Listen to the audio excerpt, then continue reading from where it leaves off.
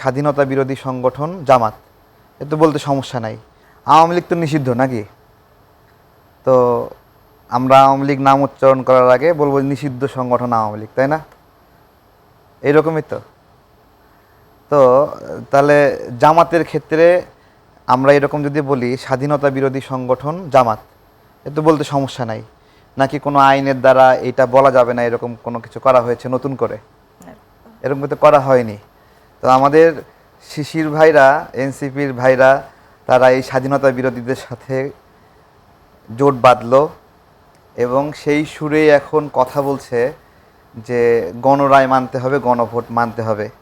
এখন আপনারা গণরায় যে মানতে বলেন, এর মধ্যে শফিকুর রহমান সাহেবের যে একটা মনোবাসনা আছে, যে মুক্তিযুদ্ধের সংজ্ঞায় জামাতি ইসলামের যে নামটা আছে, যে যারা যে সকল যোদ্ধারা পাক বাহিনী, রাজাকার, আলবদর এবং জামাত ইসলামের বিরুদ্ধে লড়াই করেছে, জোটে থাকলেও এনসিপি কিন্তু সেটা হ্যাঁ, না বলছি আমি, তারপরেও বলছি, তার মানে কি তাদের মনোবাসনা, আপনি তাদেরকে যত সংস্কার দেন, তাদের মানে তাদের ব্যথা ওই বিস্ফোরার ওখানে, হ্যাঁ, ওইটা তারা না সরানো পর্যন্ত তারা সুস্থ হচ্ছে না।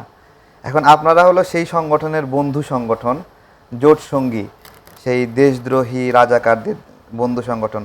এখন তাদের সাথে মিলায়ে যদি গণভোট ওইভাবে প্রত্যাশা করেন, বলতে পারেন যে আপনি তাদের ওই অংশটুকু মানেন না, তাই না?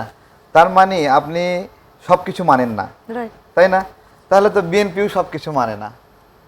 আপনি বলতেছেন আপনি কিছু অংশ মানতেছেন না, যে অংশ স্বাধীনতা বিরোধী, যে অংশ রাজাকার, যে অংশ দেশের বিরুদ্ধে অস্বীকার করে, হ্যাঁ, তাদেরই তো তৎপরতা যে সংবিধানটা না থাকলে ভালো হয়, সংবিধানটা উল্টায় ফেললে ভালো হয়। আপনার আকাঙ্ক্ষাও সেই একইভাবে আকাঙ্ক্ষা। তাহলে এই যে প্রজন্মে মিলাই ফেলতেছেন, এর দায় আপনারা ঐতিহাসিকভাবে কিভাবে নেবেন?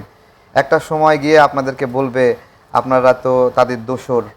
আজকে আওয়ামী লীগের দোসর যেভাবে ট্যাগিং করা হয়, খুব হোপফুলি আপনারা হলো স্বাধীনতা বিরোধী দোসর আপনাদেরকে বলবে, রাজাকারদের দোসর বলবে, আপনারা তো তাদের সঙ্গী।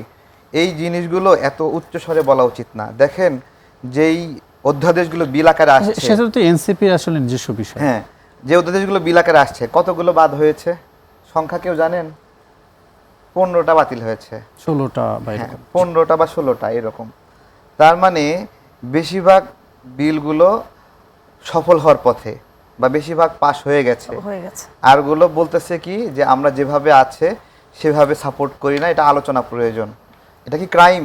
এটা কি অন্যায়? আলোচনা প্রয়োজন, এটা কি ক্রাইম? কেন আলোচনা প্রয়োজন? এই জন্য আলোচনা প্রয়োজন, যেই সংস্কার কমিশনে এই বিলগুলো, এই অধ্যাদেশগুলো আলোচনা হয়েছিল, সেটা বাংলাদেশের জনগণের প্রতিনিধিত্বকারী সংগঠনসমূহ ছিল না। ওইখানে 25টা 26টা সংগঠন স্বাক্ষর করলো, 33টা সংগঠনের নাম আছে, তারা সবাই স্বাক্ষর করেনি। বাংলাদেশে নিবন্ধিত সংগঠন 63টা, তাহলে তো মেজরিটি সংগঠন এর ভেতরে মতই দেয়নি। তাহলে এটা বাংলাদেশের প্রতিনিধিত্ব কিভাবে করে?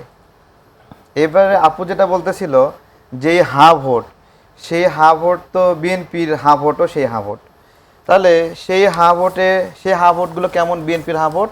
বিএনপির হাঁ ভোটগুলো এইরকম, তারা এই অধ্যাদেশ যখন পাশ হয় তখন বিএনপি সংবাদ সম্মেলন করে বলেছিল যে এই জুলাই সনদ এবং এই পাশ হওয়া অধ্যাদেশ এক না, এবং এটা প্রতারণা করা হয়েছে।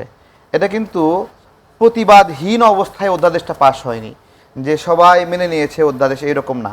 সঙ্গে সঙ্গে বলা হয়েছে এবং কাট আনকোট বলা হয়েছে যে আমরা যেভাবে নোট অফ ডিসেন্ট দিয়েছি, আমরা ক্ষমতায় আসলে সেভাবে বাস্তবায়ন করব।